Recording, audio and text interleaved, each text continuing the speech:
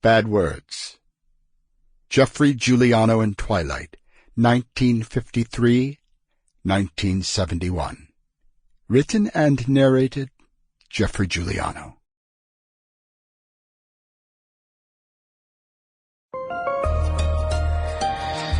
ICON Audio Arts.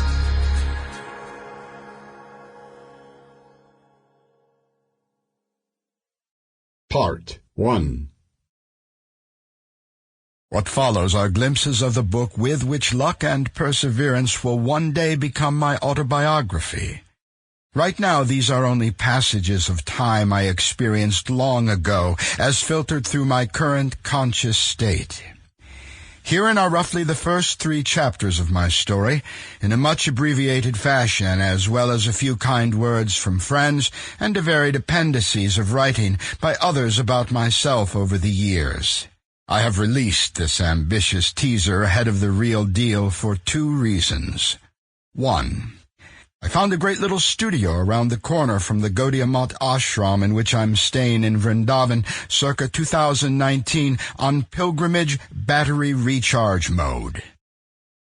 This then gave me something to do afternoons other than continuing my now 50-year practice of calling on Krishna via the Hare Krishna mantra, eating pizza at Govinda's, or drinking chai with the jolly shop owners at their various emporiums in Loy Bazaar. So in short, I did it simply, as the old dirty joke goes, because I could. 2. Writing about one's life, no matter who you are, is often painful and always dreadfully misogynistic. It's a hard slog, but as my son Eden Giuliano is now 11, and I am quite a bit older, I thought he might one day be interested in knowing how his dad became his dad. Now, whether that might occur in the form of a proper 100,000-word trade autobiography is still up for grabs. So in deference to my dwindling time and stamina, I thought it would be smart to push at least something out that might approximate the tremendous job at hand, at least in miniature. Eden would then have something, even if the big enchilada never quite squirted out of my now unarguably aged brain. So that's it. Honestly, it has very little to do with the current listener, but I suffered mightily to produce even the little you have here. Now it's your turn. Bad Words. Rough Mix. Recollections of a Rock on Tour. Geoffrey Giuliano and Twilight. Introduction by Timothy Leary. 1 is not enough. 2 is too many. The Incarnations of Geoffrey Giuliano Jaganntha Dasa. What can you really say about the rabid, double-headed monster that is Geoffrey Giuliano and Jaganntha Dasa? He is as divine and exalted as he is mundane and annoying.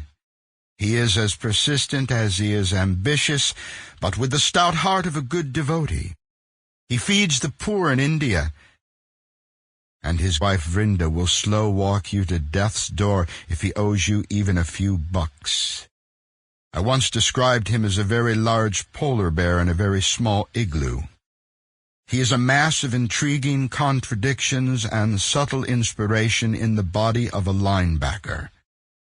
As we rode together in the limo from his agent's office in Midtown Manhattan to JFK, he quietly chants the mantra given to him by his guru, Hare Krishna, Hare Krishna.